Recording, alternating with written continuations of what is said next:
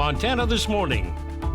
Charges filed against another person in a Gallatin County animal cruelty case. Coming up, who is involved and what those charges are all about. Well, the rumors are true. Whole Foods is coming to Bozeman, and according to the Gallatin Valley Mall, it's the first of many announcements to come. I'm Cody Boyer in Bozeman. What you can expect. It is 6:30 on this Friday. Chet Lehman, Matt Elwell with you here. Fall is here, and we're going to have living proof that we're still in southwest Montana this weekend. Yes. Yesterday we were dealing with snow that looked like this near Butte, Anaconda. This is Lost Creek State Park. Gorgeous. Thank you to John Harris for sending those photos in. This morning the temperature's still a little cool. By tomorrow we could have another round of snow. May not be quite as heavy in the Butte area, heavier in the Bozeman region, now up along the Bridgers. Our daytime highs into the mid to upper 50s to low 60s today. Gusty winds through the afternoon. We transition to rain as you head into the evening.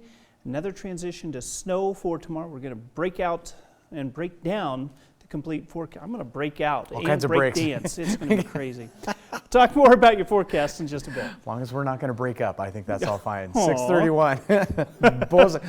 Wow, this got creepy in such a hurry. I had no idea we were going down that road. Anyway, our top story this half hour, a Bozeman man facing animal cruelty charges on a story we told you about back in July when a woman was arrested after 67 animals were seized from her home. Joshua Krob is accused of 3 counts of aggravated animal cruelty, 3 other counts of misdemeanor animal cruelty following the arrest of Cami Ryman. Now, court documents show cats and dogs, reptiles, goats, and other small animals were found in poor living conditions. Investigators say Krob was living with Ryman at that time. Gallatin County District Court, Krob stood quietly, only speaking when saying he did not do what he's accused of. Count 1 of the information, aggravated animal cruelty of felony, sir. How do you plead? No. Count 2, aggravated animal cruelty of felony. How do you plead? No. To count 3, aggravated animal cruelty of felony. How do you plead? No. Krob, also ordered to not come into contact with any animals, was released on his own recognizance. Ryman's bond originally set at $100,000. Well, as Montana voters fill out and mail back their ballots for the general election, you might want to make sure it doesn't have any random printing errors on it first. For example, a woman in Livingston says she discovered that her ballot had a dot right in the spot where you would indicate your vote for president. Park County resident posted a picture of her ballot on Facebook. There it is on your screen, showing the dot inside the bubble where you would mark the ballot for President Trump. She said she was able to get a replacement ballot from the county election office. Montana county election offices hire outside companies to print ballots. County election officials say it's not uncommon for an occasional ballot to have a printing glitch, such as a random dot, but they say it doesn't usually show up in the middle of the area where they mark the ballot for a candidate. Now, any voter who gets an erroneous ballot or who makes a mistake filling it out can go to the election office and request a new one. Now, Park County election officials didn't respond to our message asking if they had had other reports of any similar markings on their ballots in that area. Meantime, Democratic Governor Steve Bullock and Republican U.S. Senator Steve Daines released their latest fundraising numbers for the Senate campaigns and have some eye-popping totals. Bullock raised almost $27 million in just the past 3 months. That's more than any Montana candidate has raised previously in an entire campaign, pushes his total funds to $38 million in just 7 months.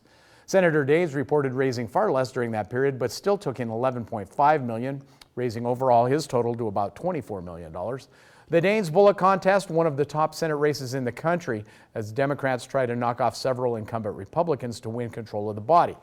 Bullock campaign says almost all of his money came from individuals in the past 3 months, and that none came from corporate PACs.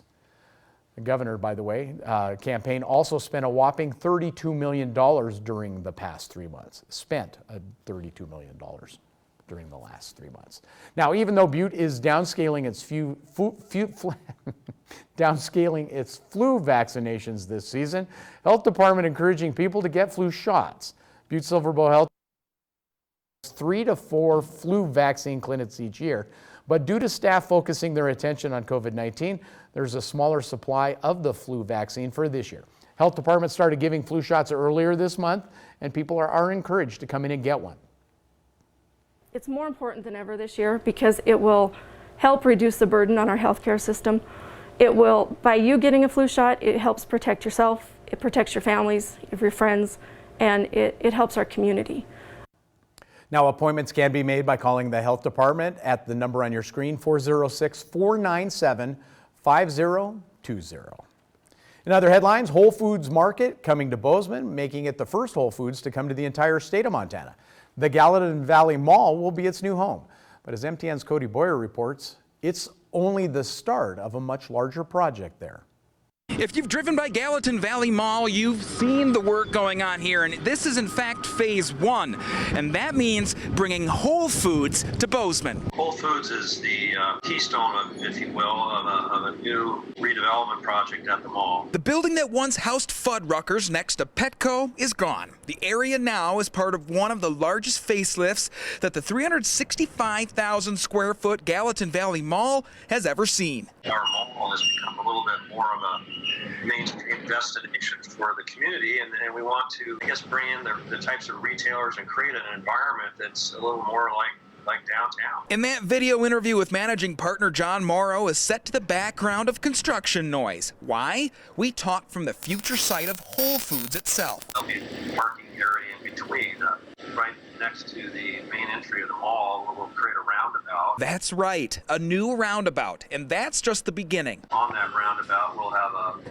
building that will have 4 retail spaces in it. Morrow says 3 other businesses have already expressed interest. Portions of the mall that you see now that are indoors will kind of get turned inside out. We'll still have a strong component of indoor retail. Morrow says the mall hopes this will bring shoppers back to town who have since gone elsewhere for their shopping wants and needs. So these renderings, Morrow says, it's the tip of a bigger iceberg. We want to grow with the community, and we want to do it in a manner that, respects what the community wants and fits in with what the community needs. As for Whole Foods, it should start construction this coming spring. In Bozeman, Cody Boyer, MTN News. And that, of course, is a story we're going to continue to follow here on Montana This Morning. Meantime, we are taking a break at 6:37. Planning a fall trip. Turns out a lot of people are thinking about it, but there's a twist to that trip planning this year.